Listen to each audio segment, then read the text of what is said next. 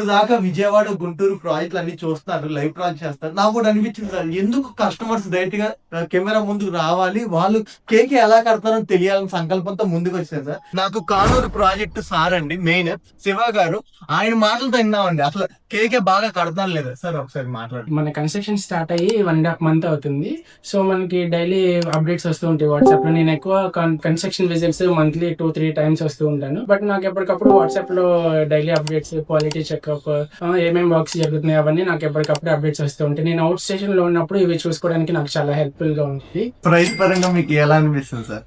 Sir price వరకు కూడా చాలా reasonable price compare to competition. మన దగ్గర మంచి ప్రైస్ వస్తుంది with quality and genuine work చేస్తుంది. సార్ కమిట్మెంట్ తగ్గట్టుగా వర్క్ జరుగుతుందా లేదా?